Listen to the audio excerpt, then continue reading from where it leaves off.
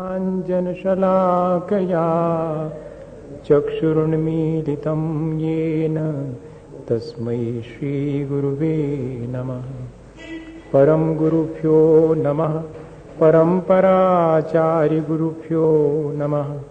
सकलकलुषविध्वंसकं श्रेयसां परिवर्धकं धर्मसम्बन्धकं भव्यजीवमनः प्रतिबोधकारकमिदं शास्त्रं श्रीतत्त्वार्थसूत्र अपरनाम मोक्षशास्त्रनामधेयम्। अस्य मूलग्रन्थकर्तारः श्री सर्वज्ञदेवास्तदुत्तरग्रन्थकर्तारः श्री गणधरदेवा प्रतिगणधरदेवास् तेषां वचोऽनुसारमासाद्य श्रीमत् उमास्वामी आचार्यदेवैर्विरचितम्। मङ्गलं भगवान् वीरो मङ्गलं गौतमो गणी मङ्गलं कुन्दकुन्दाद्यो जैनधर्मोऽस्तु मङ्गलम्। सर्वमङ्गलमाङ्गल्यं सर्वकल्याणकारकं प्रधानं सर्वधर्माणां जैनं जयतु शासनं। कोटिशतं द्वादशैव कोट्यो लक्षान्यशीतिष्ठधिकानि चैव पञ्चाशदष्टौ च सहस्रसङ्ख्या मेतश्रुतं पञ्चपदं नमामि। अरिहन्तभास्यर्थं गणधरदेवे गन्त्यं सम्मं प्रणमामि भक्तियुक्तो सुदनानमभो वयं सुरसा। इच्छाइवन्ते सुधभक्ति काउसुगो को तसालुचिम अंगो भंग पहिने पाहुने परियम्मि सुत पणिमाणि उपभुगय चूलिया चेउ सुत थय थुइदम कहायम सहनिच कालम हमचे पूजे में बंदामि नमस्सामि। दुखो को कमको वैलाव सुगय उन्नम समाय उन्नम जिनगुण संपत्ति को मच्छम। नमोस्तु प्राणिक श्री स्वाध्याय विलयम सकल कर्म शार्थम भाव पूजा वंदना सब समीतम श्री आचार्य भक्ति का सगुण करो।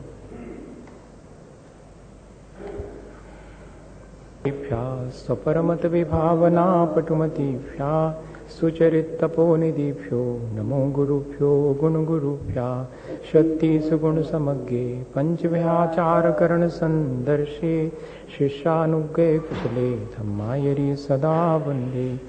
गुरुभक्ति संयमेन या तरन्ति संसार सायरं घोरं छिन्नन्ति अक्षकं मम जन्म मरणं न पावयन्ति ये नित्यं व्रतमन्त्रहोमनिरता ध्यानाग्निहोत्राकुला षट्कर्मा विरतास्तपोधनधना साधुक्रिया साधुगा शीलप्रावरणा गुणप्रकरणाश्चन्द्रार्कतेजोधिका मोक्षद्वारकपाटपाटनभटा पीनन्तु मां साधुवा।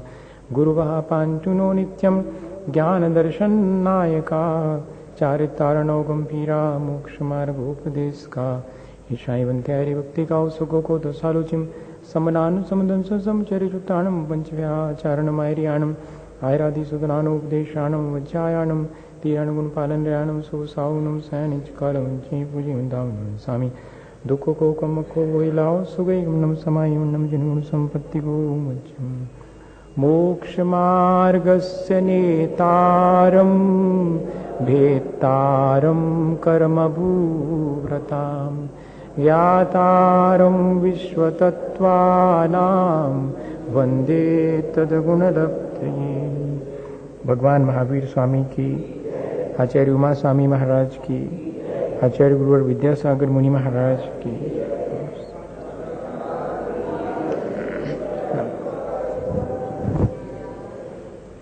हमने पिछले दिनों में जीव तत्व के बारे में वर्णन जैसा आचार्य भगवंतों ने किया है उसे पढ़ा है, और अब अजीव तत्व के बारे में इस 5वें अध्याय में चर्चा करते हैं। ये एक तरह का फिजिक्स है जिसे वर्तमान में अपन भौतिक शास्त्र कहते हैं। भौतिकी विज्ञान का एक विषय है, उसके अपने कुछ सिद्धांत हैं। वे सिद्धांत जो वैज्ञानिकों ने अपने प्रयोग के द्वारा खोजे हैं हमें आश्चर्य होता है ये जान करके कि हमारे आचार्यों ने अपने ज्ञान के द्वारा उन सब बातों को पहले से ही जान लिया था। अजीब तत्व का विस्तार कितना हो सकता है और कैसा है, ये सब इस अध्याय में हमें पढ़ने मिलेगा। वैसे इस पूरे लोक में दो ही एंटिटीज हैं, दो ही चीजें देखने में आती हैं, लिविंग और नॉन लिविंग, जीव और अजीब। लेकिन अजीब में भी 5 भेद हैं: पुद्गल, धर्म, अधर्म, आकाश और काल। आज की भाषा में जिसे हम matter, medium of motion, medium of rest, time और स्पेस, इन सब के बारे में जिस तरह से विज्ञान बात करता है, वैसे ही उमा स्वामी आचार्य महाराज भी बात करते हैं। इन 5 अजीब द्रव्यों में टोटल तो पूरे यूनिवर्स को बनाने में 6 द्रव्यों का सहयोग है, जिसमें एक लिविंग है, जीव है, बाकी सब नॉन लिविंग है। इन नॉन लिविंग में, अजीब में भी 5 में से एक ऐसा है जिसमें कि आकाश, जो प्रदेश हैं वो बहुत नहीं है, एक प्रदेशी है, इसलिए उसे इन 5 से अलग रखा गया है। 5वें अध्याय के पहले सूत्र में इसे शामिल नहीं करेंगे, 39वें सूत्र में जाकर के उसे शामिल करेंगे। हम कंफ्यूज ना हो कि 4 ही का वर्णन क्यों किया जा रहा। वे 4 बहुत प्रदेश वाले हैं और उनमें से एक काल, एक प्रदेशी है, इसलिए उसे उन 5 के साथ शामिल नहीं किया। पर वास्तव में 5 द्रव्य अजीब हैं। प्रदेश किसे कहते हैं? एक परमाणु जितना आकाश घेरता है उसे प्रदेश कहते हैं, या कि हाँ, यही परिभाषा ठीक है। एक परमाणु जितना आकाश में प्रदेश, जितना क्षेत्र घेरता है उसे प्रदेश कहते हैं। ऐसे बहुत से प्रदेश जिसमें हैं वे बहुप्रदेशी कहलाते हैं, उन्हें हम अस्थिकाय कहते हैं। काय के मायने यहां पर शरीर न लेकर के आचार्यों ने, काय के मायने हैं मल्टी स्पेस पॉइंट। प्रदेश, बहुत प्रदेश होना, ये कहलाता है काय, और अस्थि मतलब हैं, एग्जिस्ट करते हैं। तो जिसमें बहुत प्रदेश हैं वो अस्थिकाय कहलाता है। अस्थिकाय अजीब में से तो 4 हैं और एक जीव अस्थिकाय है। इस तरह से 5 अस्थिकाय हैं, 6 द्रव्य हैं, 7 तत्व हैं, 9 पदार्थ हैं। बहुत प्रदेश जिसमें हैं उसे अस्थिकाय कहते हैं। जो निरंतर अपने पर्यायों के साथ परिवर्तनशील है उसे द्रव्य कहते हैं। और जो समान रूप से पाया जाता है, भाव रूप है, उसे तत्व कहते हैं। और पदेन अर्थते इति पदार्थ, जो जानने का विषय बनता है उसे पदार्थ कहते हैं। जीव अस्थिकाय है क्योंकि वह बहुत प्रदेश वाला है। जीव द्रव्य है क्योंकि वह अपनी अपनी पर्याय के अनुरूप परिणमन करता रहता है, इसलिए वह द्रव्य भी है। हम सब जीव द्रव्य हैं। जितने लोग हैं उनका अपना इंडिविजुअल एक एक द्रव्य है, लेकिन हमारे भीतर जो जीवत्व भाव है वो सबके भीतर समान है, वह कहलाएगा जीव तत्व। और जीव पदार्थ हम सब जानने के विषय हैं, ज्ञेय बनते हैं, इसलिए वह जीव पदार्थ कहलाएगा। जीव अस्थिकाय, जीव द्रव्य और जीव तत्व और जीव पदार्थ, इनमें इस तरह अपने को डिफ्रेंशिएशन भी आचार्यों ने दिया है। अब हम शुरू करते हैं। अजीब काया धर्मा धर्माकाश पुद्गला। धर्म, अधर्म, आकाश और पुद्गल, ये 4 जो नॉन लिविंग हैं, अजीब द्रव्य हैं, ये बहुत प्रदेश वाले होने से अस्थिकाय कहलाते हैं। इन्हें अजीब काय भी कहते हैं। समझ में आ रहा है? ये अजीब हैं लेकिन बहुत प्रदेशी हैं, इसलिए इनको अजीब काय कहा गया। इन्हें ही हम अस्थि काय कहेंगे। लेकिन कोई कंफ्यूज ना करे कि 4 ही होते हैं, इसलिए यहीं पर डिफाइन कर दिया कि एक और है जो कि काल है, वह भी अजीब द्रव्य है, लेकिन वह अस्थि काय नहीं है। उसका वर्णन हम अलग से करेंगे। ये 4 अजीब ऐसे हैं जो बहुत प्रदेश वाले हैं, इसलिए इन्हें पहले सूत्र में रख दिया कि धर्म, अधर्म, आकाश और पुद्गल, ये 4 बहुत प्रदेश वाले अजीब हैं। कोई कंफ्यूज ना करे, इसलिए कह दिया अगले वाले सूत्र में कि द्रव्याणी, इन्हें ही हम द्रव्य भी कहते हैं। लेकिन कोई और कंफ्यूज ना करे कि क्या इतने ही द्रव्य हैं, तो तीसरे सूत्र में अलग से कह दिया जीवाश्चा, जीव भी एक द्रव्य है। इस तरह 6 द्रव्य हो गए। जीव, पुद्गल, धर्म, अधर्म, आकाश और काल।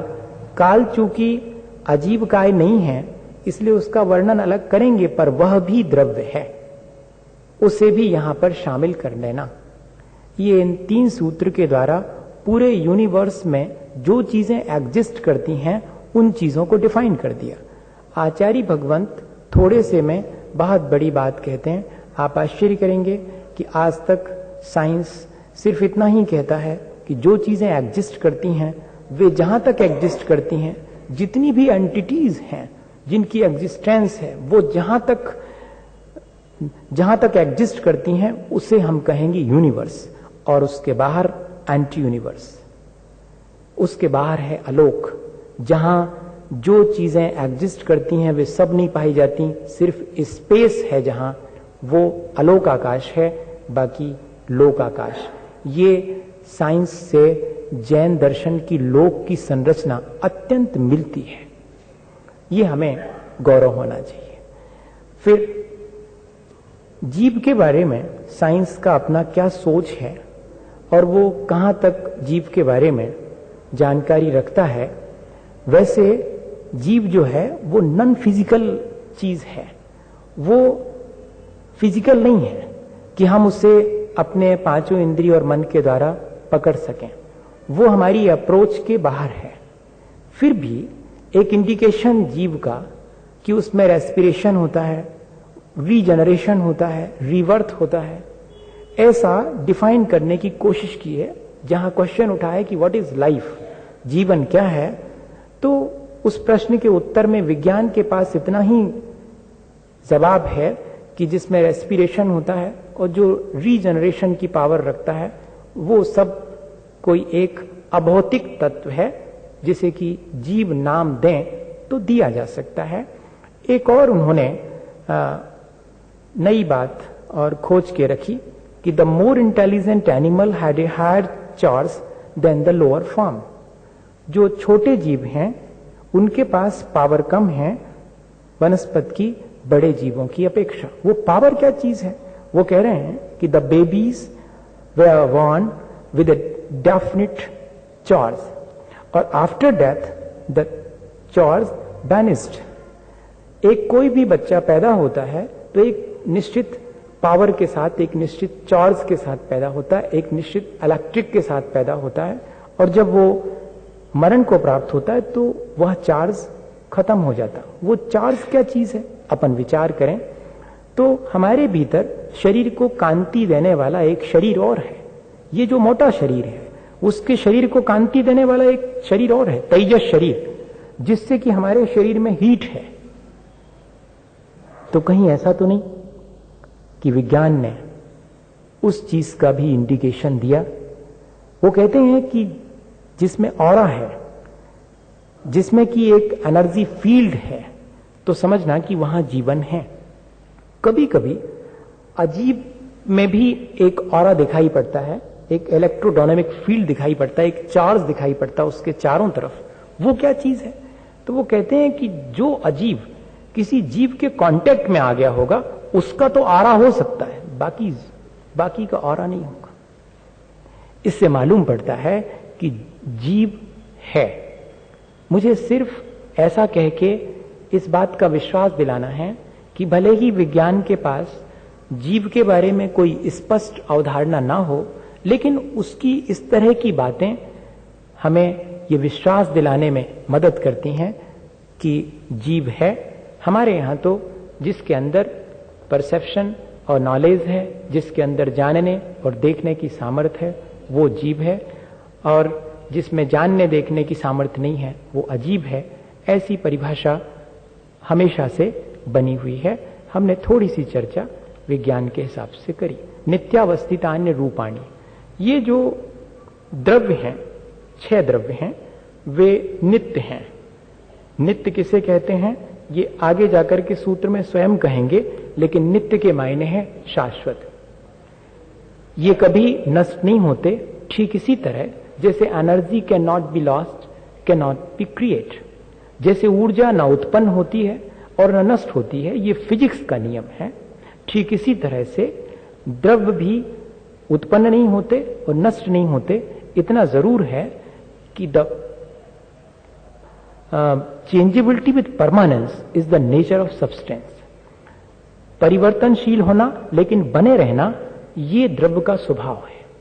उसके अंदर चेंजेबिलिटी तो होती है लेकिन वो नष्ट नहीं होता। फॉर्म उसके चेंज होते हैं। लिक्विड फॉर्म में है पानी, हम गर्म कर दें गैसियस फॉर्म में चेंज हो जाएगा, हम ठंडा कर दें सॉलिड फॉर्म में चेंज हो जाएगा, लेकिन इसके बाद भी उसकी एग्जिस्टेंस हमेशा बनी रहेगी। यही उसकी नित्यता है। अवस्थित 6 हैं तो 5 नहीं होंगे और 7 नहीं होंगे, 6 हमेशा बने रहेंगे। इसलिए परसिस्ट इन नंबर, वे हमेशा उतनी ही संख्या में बने रहते हैं। अवस्थित हैं और अरूपी हैं। सभी द्रव्य तो अरूपी नहीं है। एक द्रव्य को छोड़कर शेष द्रव्य अरूपी हैं। इसलिए सामान्य रूप से कथन कर दिया कि द्रव्य अरूपी हैं, लेकिन रूपिणः पुद्गलाः। सिर्फ एक पुद्गल को छोड़ करके पुद्गल रूपी है, शेष सब अरूपी हैं। टच, टेस्ट, कलर और स्मेल, जिनमें ये 4 चीजें नहीं होती, रूप, रस, गंध और स्पर्श जिसमें नहीं होता उसे अरूपी कहते हैं, और जिसमें रूप, रस, गंध और स्पर्श होता है उसे हम रूपी कहते हैं। विज्ञान अरूपी पदार्थों को नहीं जान सकता, वह सिर्फ रूपी पदार्थों को, फिजिकल जितनी भी चीजें हैं जो नॉन फिजिकल हैं उनको तो पकड़ ही नहीं सकता। तो अगर विज्ञान ने किसी चीज को पकड़ा है तो वो सिर्फ पुद्गल है। इसके अलावा उसके पास न जीव के बारे में कोई जानकारी है, न धर्म, अधर्म, आकाश और काल के बारे में कोई डेफिनेशन है। हम हमारे आचार्यों की कृपा से इस मामले में बहुत सी जानकारी रखते हैं। क्या इस बात का हमें गौरव नहीं होना चाहिए? होना चाहिए।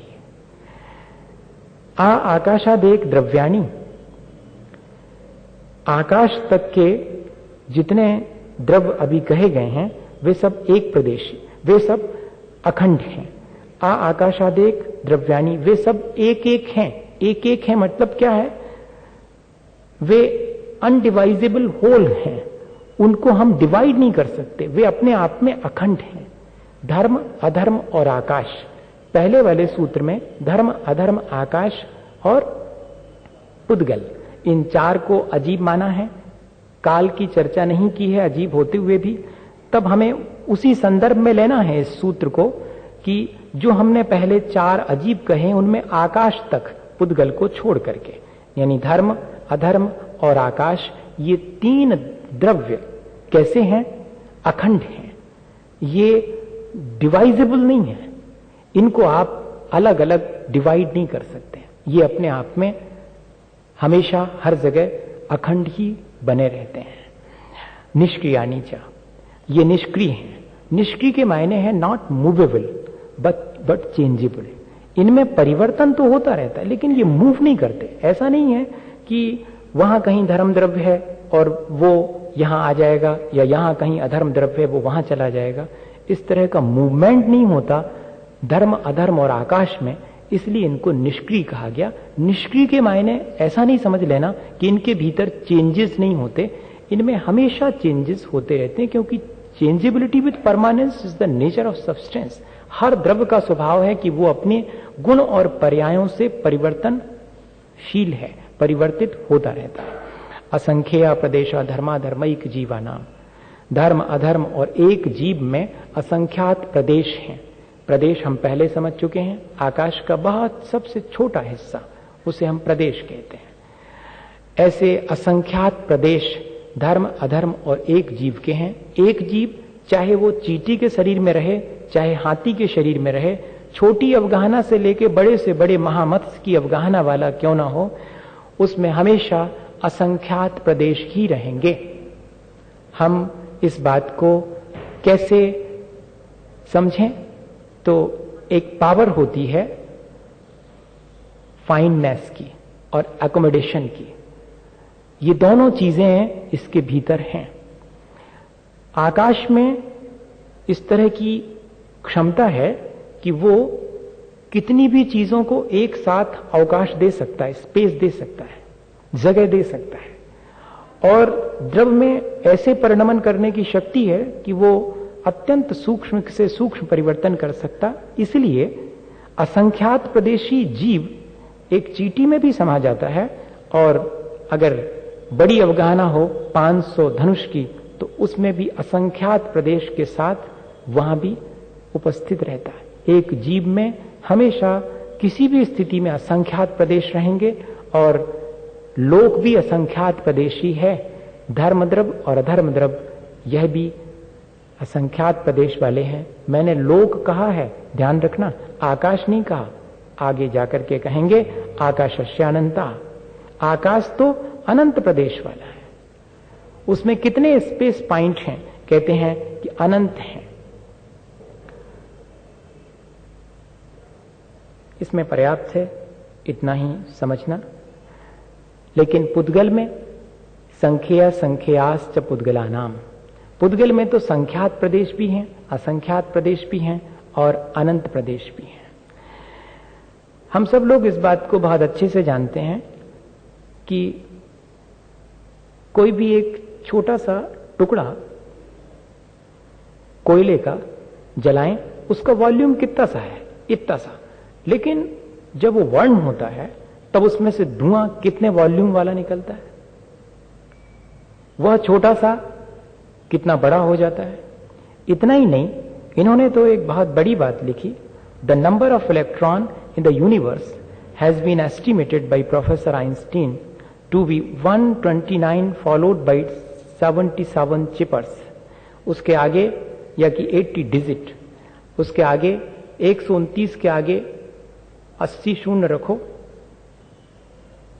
तब जितनी संख्या आएगी उतने इलेक्ट्रॉन्स हैं। इससे क्या मालूम पड़ता है? पुद्गल संख्यात प्रदेश वाला भी है, असंख्यात प्रदेश वाला भी है और अनंत प्रदेश वाला भी है। और वो सारे के सारे इस लोक में समाये हुए हैं। किस वजह से समाये हैं? क्योंकि आकाश की अवगाहन देने की सामर्थ्य और द्रव्य के सूक्ष्म परिणमन करने की अपनी सामर्थ्य, इन दो चीजों की वजह से ये बहुत आसानी से संभव हो जाता है। नाणु, अणु में प्रदेश नहीं होते, ऐसा नहीं कहना। अणु एक प्रदेशी है। बहुत प्रदेश नहीं हो सकते, यह तो ठीक है। नाणु अर्थात अणु में बहुत प्रदेश नहीं है, अणु एक प्रदेशी है, प्रदेश से रहित है ऐसा नहीं। परमाणु कैसा है? एक प्रदेश वाला है।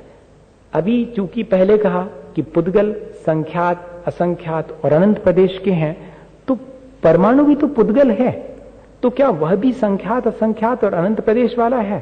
तो अलग से सूत्र लिखना पड़ा आचार्य भगवंतों को। परमाणु के बारे में कितना बहुत साइंटिफिक नॉलेज हमारे आचार्यों को था। उन्होंने कहा कि परमाणु एक प्रदेश वाला ही है, उसमें अधिक प्रदेश नहीं होते हैं। लोकाकाशे वगाह, सभी द्रव्य को अगर कोई जगह देने वाली चीज है तो वो लोकाकाश है। लोकाकाश में सभी द्रव्यों का अवगाह है।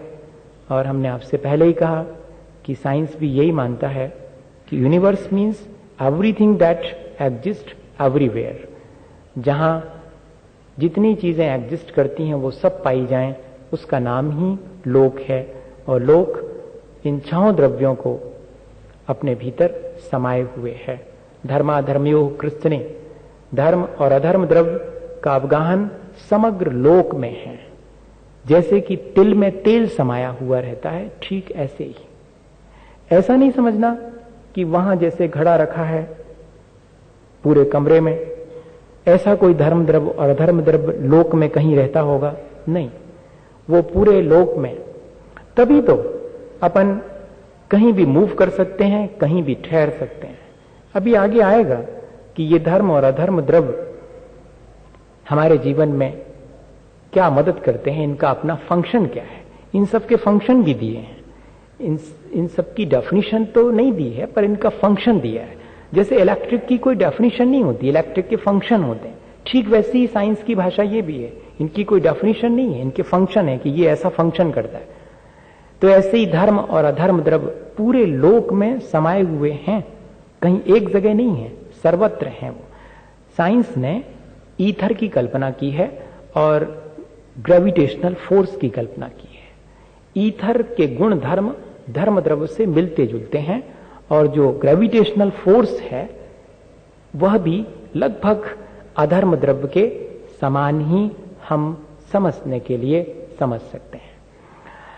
आज का अध्याय मान के चलिएगा कि यदि आपने ये मान के चला है कि ये तो बहुत ट्रेडिशनल चीजें हैं, बहुत परंपरागत है तत्वार सूत्र, तो ऐसा नहीं है।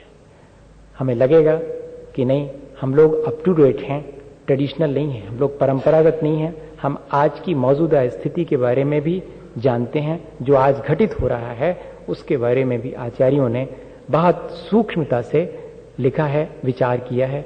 ये चीजें कभी भी पुरानी नहीं होती हैं, ये चीजें हमेशा नई की नई बनी रहती हैं। बताइए, इन 6 द्रव्यों में से परिवर्तनशील 6 द्रव्यों में हमेशा परिवर्तन हो रहा, हमेशा भी अप टू डेट हैं। तो भले ही हम इसको परंपरागत अध्याय माने, लेकिन मुझे तो लगता है कि सबको पढ़ना चाहिए। आने वाली पीढ़ी तो इन चीजों को, असल में उसकी गलती नहीं है, हमारे अपने इंटरप्रिटेशन की गलती है। हमने कभी इन चीजों को इस तरह से समझने की कोशिश ही नहीं की। हमने तो कहा कि बस सूत्र जी पढ़ लो और उसका जितना जितना अर्थ लिखा है बस उसको पढ़ लो और आगे बढ़ो, एक उपवास का फल मिलेगा, हो गया खत्म। नहीं, इन चीजों के क्या अर्थ थे और आचार्य भगवंत क्या कहना चाह रहे थे, हमारा इंटरेस्ट कैसे उसमें क्रिएट हो, आने वाली पीढ़ी इस चीज को पढ़े। कोई नहीं पढ़ना चाहेगा, वो तो कहेंगे तत्वार सूत्र की व्याख्या है, मतलब वही ट्रेडिशनल, वही परंपरागत है। इसको थोड़ा सा हट करके अगर अपन विचार करेंगे तो लगेगा कि हमारे अपने धर्म में सिर्फ कल्याण की बातें ही नहीं, बल्कि जो लोक में दिखाई देने वाली चीजें हैं उनके बारे में भी बहुत सूक्ष्मता से विचार किया गया है। एक प्रदेशादिषु भाज्य पुद्गला नाम, पुद्गल का जो अवगाह है वो लोकाकाश के एक प्रदेश से लेकर के और पूरे लोकाकाश में भी हो सकता है।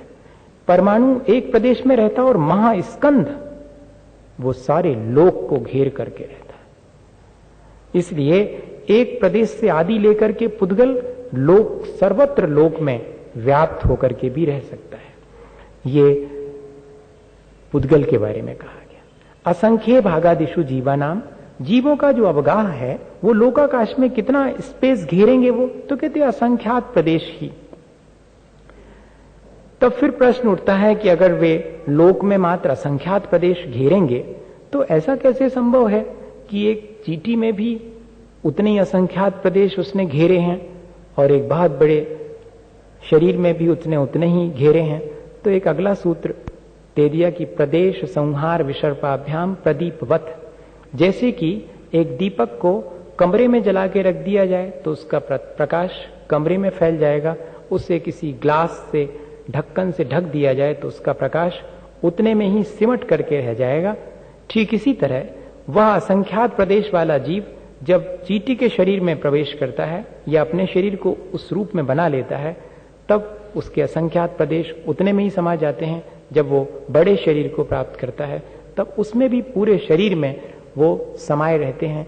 ऐसा नहीं समझना कि हमारा जो जीव है वो इस शरीर के किसी एक हिस्से में है, नहीं, पूरे शरीर में असंख्यात प्रदेश जीव के विस्तार को प्राप्त हैं। और देखें अपन, गति स्थितुपग्रहो धर्मा धर्मयोर उपकारा, इनका फंक्शन क्या है? उपकार के मायने भलाई नहीं है यहां पर, उपकार के मायने इनका कार्य, इनका फंक्शन। ये कैसे फंक्शन करते हैं? तो कह रहे हैं गति और स्थिति, इन दोनों रूपों में जो फंक्शन करने वाले दो द्रव्य हैं वे धर्म और अधर्म द्रव्य हैं। ये हमें जबरदस्ती चलने को प्रेरित करें ऐसा भी नहीं है।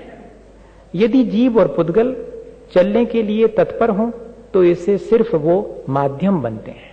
जैसे कि मछली चलना चाहे तो जल उसके लिए माध्यम बनता है, जल कभी उसे चलाने के लिए प्रेरित नहीं करता। ठीक इसी तरह से ये मीडियम ऑफ मोशन है। हम जब चलना चाहें तो ये हमें चलने में मदद करते हैं। जैसे कि लाइट वेव्स कह रहा हूं, वेव्स भी कह सकता हूं, लाइट पार्टिकल्स भी कह सकता हूं, कोई हर्जा नहीं। Function of space is to giving place, यही उसका फंक्शन है कि वो सबको जगह देता है। अब देखें पुद्गल का क्या रोल है, पुद्गल का क्या फंक्शन हमारे लाइफ में। अगर गौर से देखेंगे तो जितना संसार हमारा हम जी रहे हैं उस सब में सबसे बड़ा हाथ पुद्गल का ही दिखाई पड़ता है। दिखने में तो वो ही आता है, भले ही धर्म धर्म अधर्म धर्म का भी है, लेकिन वो देखने में नहीं आता। देखने में तो सारा का सारा फंक्शन पुद्गल का आता है। शरीर वांग मनः प्राणा पानाह पुद्गला नाम, शरीर जो हमें मिला है वो पौद्गलिक है। वचन जो बोल रहे हैं हम, जिससे हम अपने आत्मा के कल्याण की बात सुन रहे हैं, समझ रहे हैं, वो भी पौद्गलिक है। मन जिससे हम विचार करते हैं वो भी पौद्गलिक है। जो सांस ले रहे हैं भीतर जा रही वो भी, और जो बाहर निकल रही वो भी, उच्छ्वास और निश्वास दोनों ही, ये सब पुद्गल का फंक्शन है, ये पुद्गल का उपकार है कहना चाहिए। और क्या विशेष इसमें कहें, इतना ही पर्याप्त है। मैंने विचार तो बहुत किया है, लेकिन उतना सारा सब कहूंगा तो बहुत टाइम लगेगा। अपने पास टाइम की लिमिटेशन है। फिर कभी बैठिएगा तो फिर अपन एक एक सूत्र पर कितने ही विचार करते रहिएगा। सूत्र तो अनंत अर्थ को लिए हुए है। सुख दुख जीवित मरणोपग्रहाश्च, सुख दुख जीवन और मरण यह भी पुद्गल का जीव के ऊपर उपकार है, भलाई नहीं, उसका अपना रोल है जीव के जीवन में। हमारे जीवन में इन सब का इतना फंक्शन है, इन सब का अपना हाथ है। सुख और दुख असाता वेदनी कर्म के उदय में कोई बाह्य कारण मिलने पर हमें दुख होने लगता। असाता वेदनी कर्म भी पौद्गलिक है, कोई बाह्य निमित्त मिलता है वो भी पौद्गलिक है। लेकिन बाह्य निमित्त डिफरेंट हो सकते हैं। इसलिए सर्वार सिद्धि में पूज्यपाद स्वामी ने इस सूत्र की व्याख्या करते हुए अंत में एक और वाक्य जोड़ दिया कि सुखादीनी अपि जीवानाम जीवकृत उपकारा, चा शब्देन, चा शब्द के द्वारा आप यह भी लगा लेना कि यह मात्र पुद्गल का जीव के साथ फंक्शन नहीं है, जीव भी दूसरे जीव के लिए सुख दुख में कारण बनता है। पुद्गल तो कारण बनता ही है, जीव भी बनता है बाह्य निमित्त। अंतरंग में असाता का उदय है और आपने कोई कड़ी बात कह दी, भीतर में दुख पहुंच गया। चाहे हमारे मन की चीज जो हमने चाही थी वो नहीं मिलने पर, हमने अपने मन का जो काम चाहा था वो नहीं होने पर दुख हो, या कि किसी के द्वारा कही गई कड़ी बात से दुख हो, किसी के किसी किए गए कार्य से दुख हो, ये सब बाह्य कारण हैं जो कि हमारे सुख दुख में, यहां तक कि जन्म मरण में भी। तब विचार करिएगा कि इसका मतलब है कि हम दूसरे के मरण में निमित्त बन सकते हैं। उसकी आयु जितनी है वो उतनी आयु तो भोगेगा, लेकिन यदि कदाचित हम उस पर कोई तलवार का वार करें, उसे विष इत्यादि दे दें, या वो स्वयं अनीति के द्वारा भयभीत होकर के अपने आयु को नष्ट करना चाहे तो आयु नष्ट हो जाएगी दूसरे के निमित्त से। क्योंकि जीवन मरण भी दूसरे के निमित्त से होता है। अगर सांस अवरुद्ध होने लग रही है, आयु शेष है लेकिन सांस अवरुद्ध होने लगी, एक्स्ट्रा ऑक्सीजन सिलेंडर से आप सांस देते हैं, क्या दे रहे हैं आप? जीवन ही दे रहे हैं। ये बात जुदी है कि उसके आयु शेष है, तब आपका ये फंक्शन काम करेगा, नहीं तो नहीं करेगा फंक्शन का। क्या मतलब मैं सोचता हूं इन चीजों को तो बड़ा आश्चर्य लगता है कि इतनी सूक्ष्मता से हम तो समझ ही नहीं पाते हैं। अपन अगर ये चीजें नहीं लिखी होती तो अपन क्या समझते कि कैसे होता सुख दुख। अधिकांश लोग क्या सोचते हैं, कोई ईश्वर नाम का व्यक्ति उधर आकाश में बैठा हुआ है, वो हमको सुख देता दुख देता, हमारी डोर उसके हाथ में, वो हिलाता रहता, हम चलते रहते। लेकिन आचार्य भगवंत कह रहे हैं कि ये सब नहीं है। यहां तो एक दूसरे के जन्म मरण सुख दुख में पुद्गल भी और जीव भी परस्पर निमित्त बनते हैं और कोई इसमें कारण नहीं है। इनका अपना फंक्शन है। इन 6 द्रव्यों का, उन 6 द्रव्यों के फंक्शन को कितने माइन्यूटली वो एक्सप्लेन कर रहे हैं। परस्पर उपग्रहो जीवानाम, जीव का एक दूसरे का उपकार करना ही, परस्पर एक दूसरे का सहयोग करना ही जीव का फंक्शन है। और जब हम एक दूसरे का असहयोग करते हैं तो मैं तो इस सूत्र की व्याख्या में यही कहता हूं कि फिर हम जीव के स्तर से नीचे गिर जाते हैं।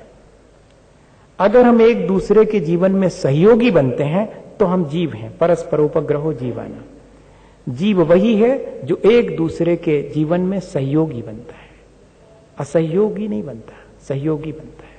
कैसे? जैसे गुरु और शिष्य, जैसे पिता और पुत्र, जैसे नौकर और मालिक।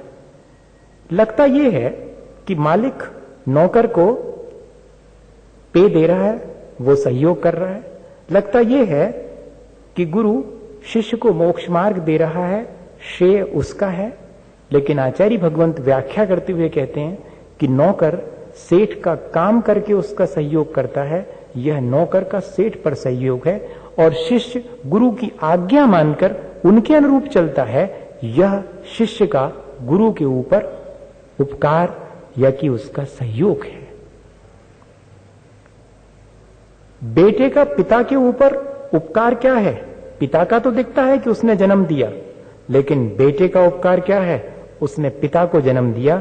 इसके पहले तक वह व्यक्ति पिता नाम से नहीं जाना जाता था। किसी के भी भाई था, वो किसी का पुत्र था, किसी का चाचा था, किसी का दादा भी हो सकता है। नहीं, दादा नहीं हो सकता जब तक कि ये सॉरी नहीं तो गड़बड़ हो जाएगी।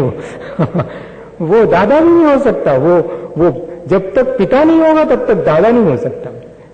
वो बेटा आकर के उसे पिता बना देता है और बेटे का बेटा आकर के उसको दादा बना देता है। ये क्या चीज है? ये आचार्य भगवंत जीव का एक दूसरे के जीवन में क्या रोल है, क्या हाथ है, ये यहां पर एक सूत्र में कह रहे हैं। पूरे संसार भर के लिए एक सूत्र बना दिया, परस्पर उपग्रहो जीवाना।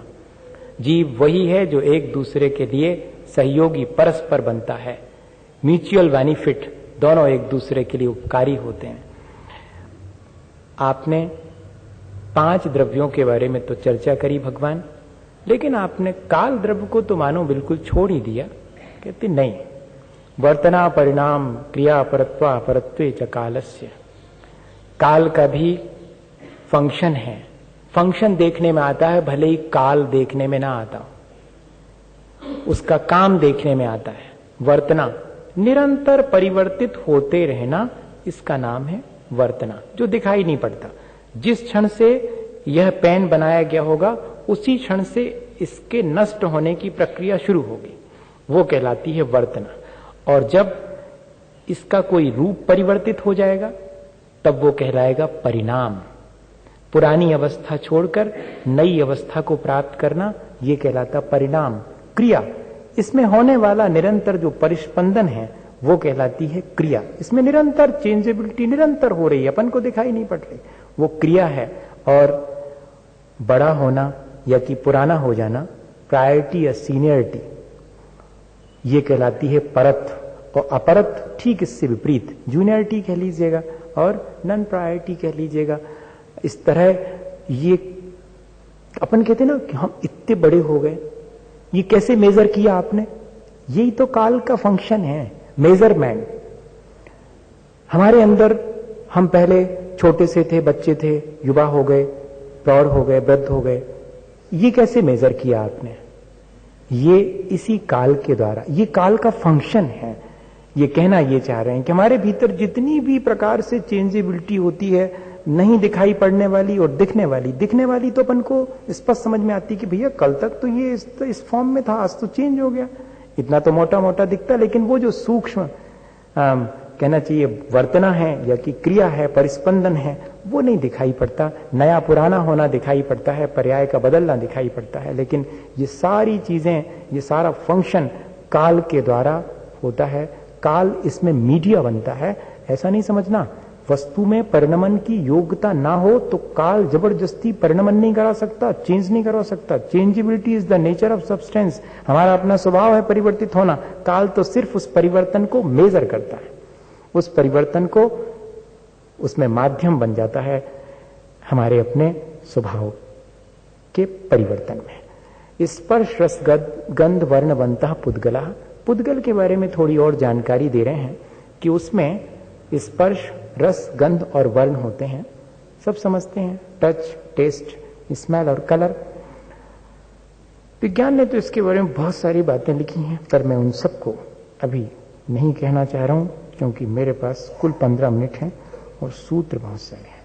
शब्द, बंध, सौक्ष्म, स्थौल्य, संस्थान, भेद, तमस छाया, तपोद्योतवंतस्य, पुद्गल की ये सब पर्याय हैं जिनका कि हम रोजमर्रा के जीवन में उपयोग करते हैं।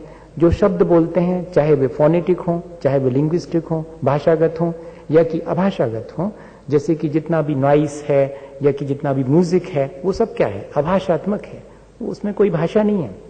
और हमारे जो शब्द हैं वो भाषात्मक हैं। शब्द दोनों तरह के हैं, भाषात्मक भी और अभाषात्मक भी। ये सब पुद्गल का मामला है। बंध, दो चीजें एक साथ मिल करके और हमारे जीवन में कितने प्रकार से काम करती। बिजली है, इसमें भी ये बंध का काम है। नेगेटिव पॉजिटिव चार्ज मिल करके, और बिजली और बादल और अग्नि, ये सब चीजें जो जिनको हम उपयोग में लाते हैं, वो सब इसी बंध की वजह से हैं। और इस कागज से इसको चिपका दिया, बाइंड अप कर दिया, ये सब भी पुद्गल का ही काम है। सूक्ष्मता, फाइननेस, वो भी पुद्गल का है। कोर्सनेस, ग्रॉसनेस, स्थूल होना, सूक्ष्म होना किसी चीज का, ये सब पौद्गलिक ही है। उसका पुद्गल का कोई ना कोई संस्थान होता है, अपना एक आकार होता है, एक स्ट्रक्चर होता है। ये सब भी बिल्कुल पुद्गल का काम है। डिवाइजिबिलिटी, भेद, जितना भी हम तोड़ फोड़ देखने में आती है, डिवाइडेशन देखने में आता, वो सब पौद्गलिक है। उसमें भी बहुत सारे भेद प्रभेद हैं। ये जो डार्कनेस है, अंधेरा है, वो क्या चीज है? वो एंटीथेसिस ऑफ लाइट लिखा है इन्होंने। प्रकाश के अभाव का नाम अंधकार है। और छाया क्या चीज है? Obstruction of light. लाइट के बीच में कोई चीज आ जावे तो वो जो शैडो पड़ रही है वो छाया है। अंधकार, अंधकार तो प्रकाश के अभाव का नाम। इस ऐसी परिभाषाएं लिखी हैं, आप सोच सकते हैं। और सनसाइन, जो सूर्य चमक रहा है, वो सब आतप, वो भी पौद्गलिक है। और उद्योत, ये भी पुद्गल की एक पर्याय है, जो मून लाइट जिसको कहते हैं, वो चंद्र का प्रकाश है। इस तरह ये सब पुद्गल की ही पर्याय हैं। शॉर्ट में अपन इतना ही कहेंगे। पुद्गल के भेद प्रभेद हैं क्या? अण्वा स्कंधाश्च, एटम और मॉलिक्यूल, अणु और स्कंध, ये पुद्गल के दो भेद हैं। अणु कहें या परमाणु कहें, इंग्लिश में एटम कहें, स्कंध कहें और या कि मॉलिक्यूल कहें, आज की भाषा में दोनों समान ही हैं। हमारे यहाँ तो स्कंध को भी बहुत सारे भेद किए गए हैं। सॉलिड, स्थूल स्थूल स्कंध हैं जिनको हम ब्रेक कर सकते हैं, ब्रेकेबल हैं। फिर कुछ ऐसे हैं जो कि स्थूल सूक्ष्म है, आंख से तो देखते हैं लेकिन सूक्ष्म की पकड़ में नहीं आते हैं। देखें आप, सूरज की रोशनी को पकड़ के देखें, दिख तो रही है, पकड़ लो उसको, रख लो, कल काम आएगी जब सूरज नहीं निकलेगा। नहीं, बंद करके नहीं रख सकते आप उसको कहीं पर। वो सूक्ष्म भी है लेकिन दिखाई पड़ती है, इसलिए ये सब स्कंध हैं। सोचिएगा, सन रेज भी स्कंध ही हैं। वो पुद्गल का मोटा रूप है, सूक्ष्म रूप तो सिर्फ परमाणु ही है। फिर कह रहे हैं कि सूक्ष्म स्थूल भी कुछ स्कंध हैं जो कि हमें दिखते नहीं है इसलिए सूक्ष्म है, लेकिन पकड़ में आते हैं। हवा स्पर्श में आ रही है, हवा, लेकिन दिख नहीं रही कहां पर है हवा। ये भी एक स्कंध है। कैसे जाना होगा? अपन तो सिर्फ ये देखो, परिभाषा तो ठीक है कि हाँ अपन को पता लग गई, लेकिन कैसे जाना होगा अपन की तो समझ में नहीं आता इनको कि कैसे जान लिया हो। ये सब केवल ज्ञान का मामला है। बस इतना ही श्रद्धान अपने भीतर होना चाहिए कि इतनी सूक्ष्म बातें तो सिर्फ केवल ज्ञान का विषय बन सकती है और हमें उस केवल ज्ञान को प्राप्त करना, इस चीज से इतना ही मैसेज है। चाहे आप कुछ भी अध्ययन करें, चाहे कितनी सूक्ष्म बात करें, उद्देश्य सिर्फ एक ही ध्यान में रखना चाहिए। सूक्ष्म, अल्ट्रा सेंसुअल, किसी भी इंद्रिय के पकड़ में नहीं आती। बताओ, अपने भीतर कर्म बंधे हुए हैं, पकड़ में आते हैं? अपन जो विचार कर रहे हैं वो पकड़ में आते हैं क्या? नहीं, किसी के विचार किसी के पकड़ में नहीं आते हैं। न पुद्गल वर्गणाएं पकड़ में आती हैं, कार्मण वर्गणाएं हैं, न विचारों की वर्गणाएं, वो सब सूक्ष्म है। और सूक्ष्म सूक्ष्म तो परमाणु या कि दो परमाणुओं का मिला हुआ एक स्कंध जो अत्यंत सूक्ष्म है। इस तरह 6 भेद इसके किए गए। अब पूरी की पूरी एटॉमिक थ्योरी शुरू होती है। भेद संघाते व्याउत्पद्यन्ते, भेद से संघात से, और भेद संघात दोनों की स्थिति से स्कंद उत्पन्न होते हैं। मॉलिक्यूल कैसे बनेंगे? मॉलिक्यूल डिवाइडेशन से भी बनते हैं, यानी फिशन से भी बनते हैं, फ्यूजन से भी बनते हैं, और फ्यूजन फिशन दोनों से बनते हैं। पुद्गल, पूरण और गलन जिसका स्वभाव है उसे पुद्गल कहते हैं। फ्यूजन और फिशन जिसमें है वो सब मैटर कहलाता है साइंस की भाषा में। ठीक वैसी भाषा बोल रहे हैं आचार्य भगवंत, पूरण और गलन जिसमें है। भेद से भी स्कंद बनते हैं, मिलने से भी स्कंद बनते हैं, और कुछ मिला कुछ टूटा स्कंद बन गया। ऐसे स्कंद बनते हैं, लेकिन अणु हमेशा भेदाद अणु। जब भी एटम बनेगा भेद से ही बनेगा। और शायद इसी बेसिस पर, इन दो सूत्रों के आधार पर पूरी एटॉमिक एनर्जी, फ्यूजन और फिशन, पहले उन्होंने विखंडन किया, तब एनर्जी क्रिएट हुई, तब परमाणु बम बना, फिर हाइड्रोजन बम बनाने के लिए फ्यूजन, फिर संघात किया, तब और ज्यादा 150 गुनी एनर्जी बनी। बताइए, ये दो सूत्र लिखे गए थे कि अगर आपको मॉलिक्यूल्स में चेंजेस करना हो तो इस तरह से मॉलिक्यूल्स बन सकते हैं, डिवाइड करने से भी, इकट्ठे करने से भी, और कुछ डिवाइड और कुछ इकट्ठा। जैसे कि अपन ले लें कोई भी उदाहरण, जो भी लेना चाहें वो ले सकते हैं। मेरे पास इसका उदाहरण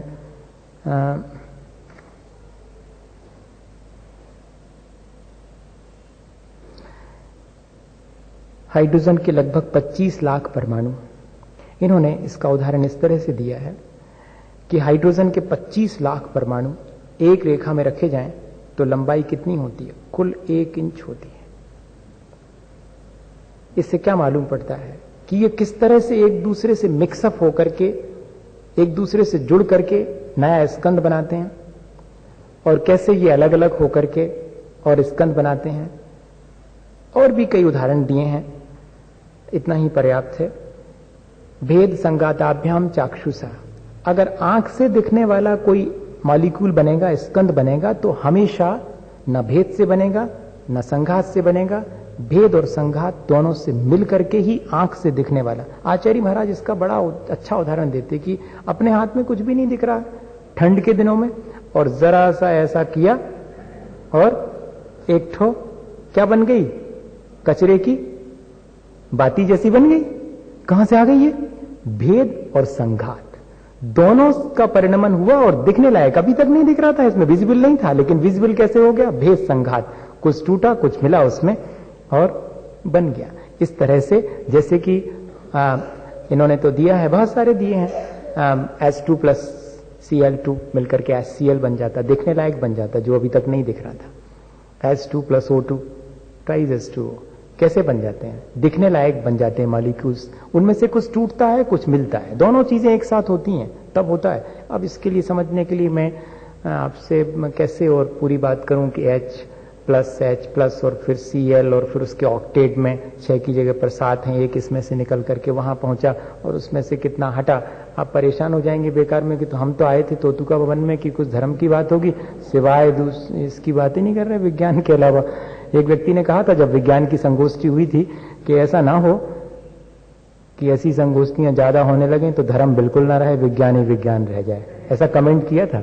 मेरे पास तक ऐसी बातें भी आ जाती हैं, आप ऐसा मत सोचिएगा आपका मन जो कुछ कहता है वो आ जाता है। तो आप कृपा करके ये नहीं सोचें कि विज्ञान ही विज्ञान रह जाएगा, हमारा धर्म एक बहुत बड़ा विज्ञान है, जिसको कि वीतराग विज्ञान कहा गया। ये विज्ञान तो भौतिक विज्ञान है, हमारा धर्म वीतराग विज्ञान है, जो कि हमें हमारे आत्मा के शुद्ध स्वरूप तक पहुंचाने की प्रक्रिया जानता है। ये विज्ञान तो सिर्फ मिट्टी मिले सोने से सोना बना पाता है, ये तो शरीर में मिली हुई आत्मा को शरीर से पृथक और शरीरातीत बनाने का साइंस है, छोटी मोटी चीज नहीं है। लेकिन आज की भाषा में अगर हम उसको समझेंगे तो ज्यादा जल्दी समझ में आएगा। सिर्फ भाषा भर बदली है, बाकी तो धर्म की बातें ज्यों की त्यों हैं, उनके साथ कोई छेड़छाड़ नहीं की जा रही है, ये ध्यान रखिएगा।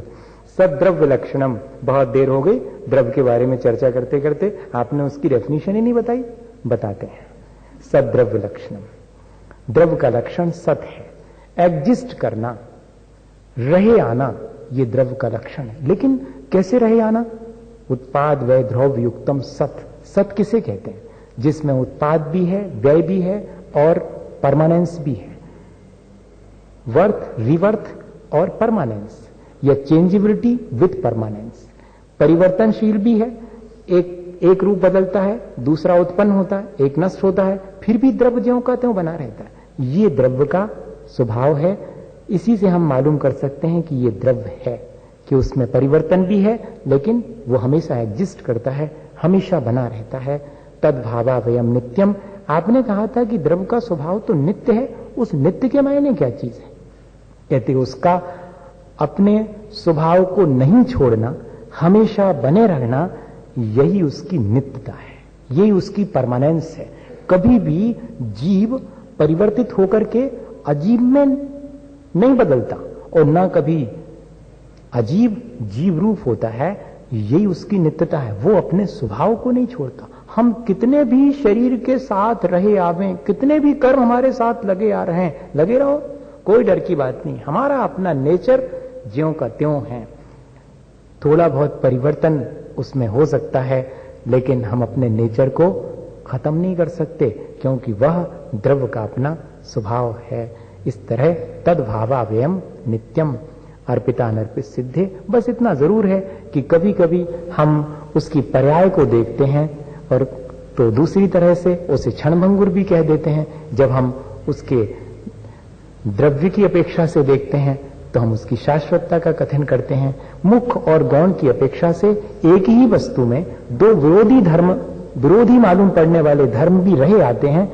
इस सूत्र से यह बात बताने की कोशिश की है कि एक ही द्रव्य जो दिखाई पड़ता है उसमें दो विरोधी धर्म भी एक साथ रह सकते हैं। सामान्य सा उदाहरण है, एक ही व्यक्ति, किसी का पिता है, वही किसी का पुत्र है। कितने विरोधी धर्म हैं, लेकिन एक ही व्यक्ति के भीतर हैं। इसी तरह हर एक में होते हैं।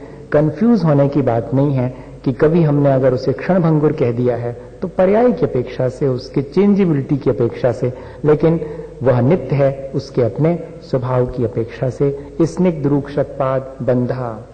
अब पुद्गल में जो भी बाइंडिंग होती है वो कैसे होती, इसके लिए 4-5 सूत्र दिए हैं। पूरी एक तरह से केमिस्ट्री के लिए 4-5 सूत्र दे दिए। जितने भी केमिकल रिएक्शंस होते हैं वो सब इसी पर बेस्ड हैं। स्निग्ध और रूक्ष, इन दोनों से ही बंध होता है। कभी भी बंध होगा तो स्निग्ध और रूक्ष गुणों के मिलने पर ही होगा, और न जघन्य गुणा नाम। अगर ये गुण या शक्ति अंश विभिन्न अवयवों में समान है तो भी बाइंडिंग नहीं होगी। बताइएगा, पानी से कागज को जोड़िएगा, बाइंड अप होगा कितनी देर के लिए? जरा सा, मामूली। इस तरह अपन देखें, क्योंकि जघन्य गुण है इसलिए उनमें बाइंडिंग नहीं होगी। न जघन्य गुणा नाम, गुण साम्य सदृशा नाम। अगर समान जाति वाले हैं और उनके गुण समान हैं तब भी उसमें नहीं बंध होगा। समान और असमान में बंद होता है, लेकिन जघन्य गुण होने पर समान असमान में बंद नहीं होता। कहते समान गुण होने पर समान शक्तियों वालों में भी बंद नहीं होता। तो फिर कैसे होता है?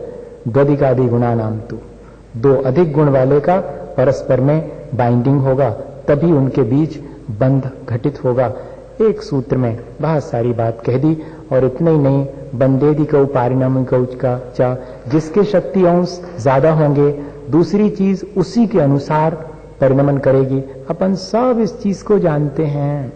अपन ऐसा करते भी हैं, सब तो नहीं करते होंगे। दूध बेचने वाले को शायद इस सूत्र की व्याख्या ज्यादा मालूम थी।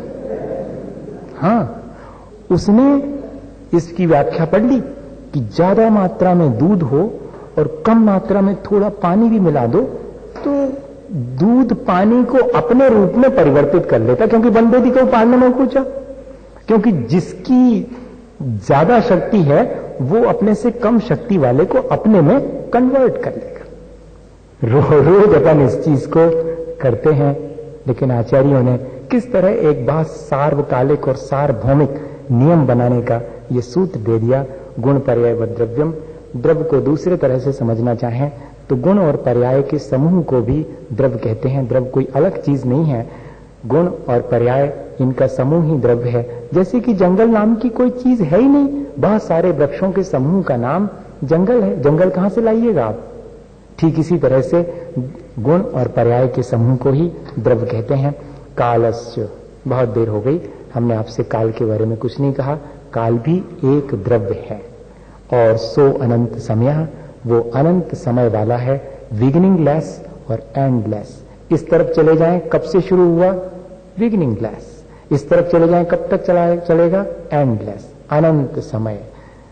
यही काल के बारे में इतना ही पर्याप्त। और इतना ही नहीं, काल एक प्रदेशी है और असंख्यात प्रदेश वाले लोक आकाश में रैनानम राशि इव, जैसे रत्नों की राशि बिखरी होती है, ऐसे ही हर प्रदेश पर काल एक प्रदेशी होकर के भी विद्यमान है।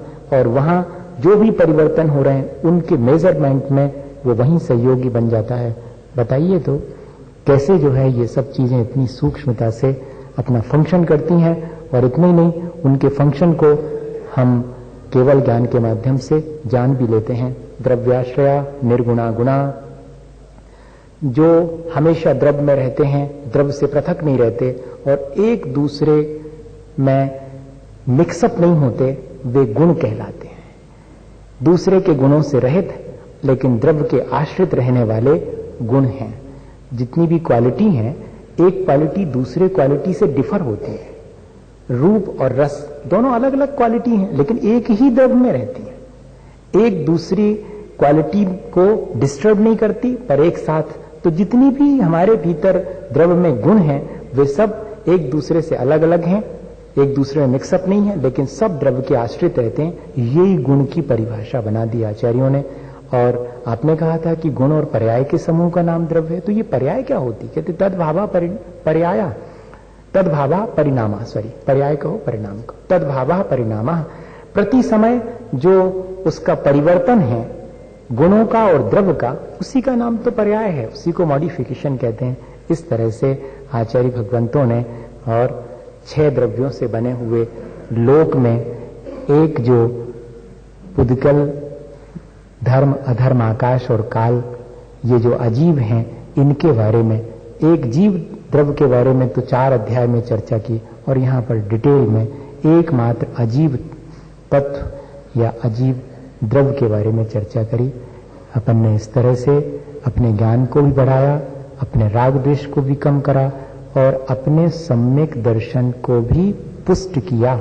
अगर हमने इसको पढ़ते समय बार बार इस बात का ध्यान किया कि कैसा अद्भुत है भगवान का ज्ञान, तो मानिएगा कि हमारा सम्यक दर्शन भी मजबूत हो गया। इसी भावना के साथ बोलिए आचार्य गुरुवर विद्यासागर मुनि महाराज की।